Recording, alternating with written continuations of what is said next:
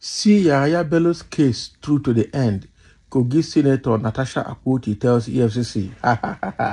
Natasha Akpoti is the senator from the Kogi Central, the lady that fought Yahaya Bello to stand still when Yahaya Bello was the governor. It was because of this woman that Yahaya Bello sent people to dig the road to his constituency so that election materials will not be delivered on the premise of bad road. This woman does suffer for Yahaya Bello hand. So the woman is up now telling EFCC, you must see this case to the end of it. This guy is something else and has committed a lot of atrocities in Kogi State. He must be prosecuted to the end. So let's dive into the details to see exactly Natasha's point. Natasha Akpoti Odwangan, the senator representing Kogi Central Senatorial District, has urged the former governor of the state, Yahaya Bello, to honor the invitation by the Economic and Financial Crimes Commission regarding an alleged 80.2 billion naira fraud. Akpoti Odwangan, who commended the EFCC for investigating the former governor and urged the Anti-Graft Commission to see the case to its end. So Senator Akpoti Odwangan, however, emphasized the need for the EFCC to investigate other corrupt public officials to avoid the impression that their actions against Bello were merely a witch hunt. She also expressed surprise at Bello's excuse for not attending the EFCC invitation. She said in a statement, "I was surprised to hear that Yahaya Bello evaded the invitation from the EFCC despite having served as Kogi's former chief security officer.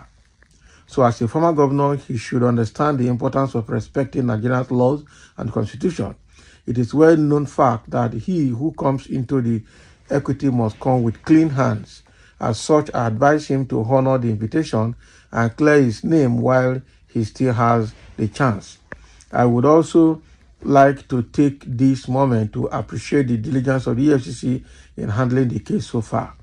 No Nigerian is above the law, and therefore the agency must see this case through to the end if they are to gain the trust of both Nigerians and the international community in the fight against corruption."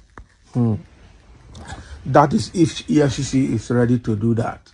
Because these are EFCC, sometimes they play pranks, sometimes they're in the pocket of politicians. Sometimes I don't know how they work. The way they're playing politics with Yahaya Bello have proven that Yahaya Bello is tougher than they are. These people actually, I don't know, because they are the same kind of people. And I would not be surprised if Yahaya Bello talks to the Tinubu government now and then they will call the EFCC chairman to subpedal on that matter. I'm telling you, because it's their own. When you see that they hold somebody to ransom, the EFCC, you know that the person is either in opposition party to APC or is a small man.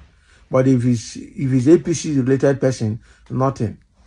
I tell you, how many of these high-profile politician cases did EFCC win? None. None. The small one that they almost won was Oji Zokalo that was finally taken to Kirikiri in Lagos. They took him out and say the judge that handled it was not the right judge. So this EFCC in Nigeria is for small man, not for big man. The law in Nigeria generally is for small man, not for big man. How many big people have they jailed? It was only Obasanjo that had the power to and the gut to jail some high-profile Nigerians. And since after then, it had never happened again. And it may never happen again. Okay, so the comment section always say life is a teacher.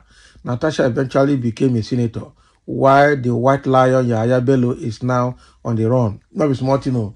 The white lion is now a white rabbit. He's running everywhere, hiding at night, doesn't want to come out, pressing button day and night so that he will be free. But they can't just be free. Life has just turned around. Yahaya Bello used his office as governor to oppress Natasha seriously in that state, even during elections. But she eventually survived. So I would say, well said, my dear in-law. White lion don't turn raw into hiding. Abi Utwege of Wari, they learn from Bello.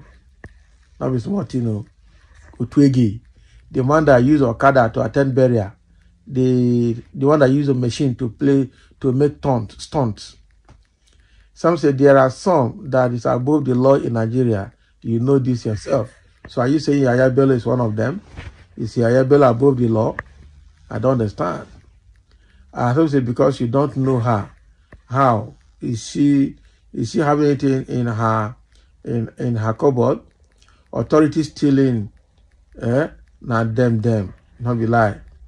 So if you knew her, you wouldn't have made this comment against her. She is a woman of integrity. Exactly. Natasha has proven that she's a woman of integrity anyway. And as a senator now, it was not easy for her to scale through to be able to, be where she is right now. It was a big battle, but she survived. She survived Bello in that state. Bello was almost annihilating her, but she survived. She's a powerful woman. I must say the truth. So that is what is happening. Natasha has called on Efcc to make sure they follow through that case to the end to bring Yahaya Bello to book, because actually Yahaya Bello is almost everybody in Kogi State want him prosecuted, and I wonder why. Of all the atrocity that this man committed in that state, is only money laundering that they are putting on his neck. And even in that amount of money they've discovered he moved in dollars, that is enough to charge him for fraud and not just money laundering. Because money laundering case, it means that he will slip off. The case they are putting on him, it will be easy for him to slip off. But if you charge him seriously on fraud, and you have traces, you have record and track record of how the monies were moved, then you'll be able to nab him properly and grab him by the jugular. But that is not what they're doing, and that makes me think that EFCC is playing games with this matter. The matter is obviously not going to go anywhere. It's obviously not going to go anywhere. I tell you, it's not going to go anywhere. Civil servants in the state have not been paid. The other day we saw a video of a woman shouting Yahaya Bello thief, Yahaya Bello thief, that she has worked for 7 years, she has not been paid. It means that Yahaya Bello, while in office, did not pay workers, state civil servants. He was not paying them. So where is all the money? Amassing them for himself. And he said he was the youngest governor as at this time, the youngest governor in the country. And Nigeria is saying Nigerian youths not too young to rule. Give youth the chance. Now, Yahaya Bello is a typical youth, and look at what he has done. It's worse. So it means that the youth you have are going to be worse than the old people. So where is Nigeria heading to with that? Only God knows. Only God knows. So if Yahaya Bello as a youth has done all of this and has put himself in a position now because he belongs to APC, even the FCC is not going to do anything serious in that matter. That case is probably going to be in the court and become a cold case, and Yahaya Bello will be enjoying his money. After all, he's not the only politician that has finished office and went away with the money, and nothing is happening. Some of them are moving freely today. They are billionaires. People who have never worked before, who do not even have the skill set to do a business. They don't have anything. They are the people amassing wealth just in 4 years or 8 years in office.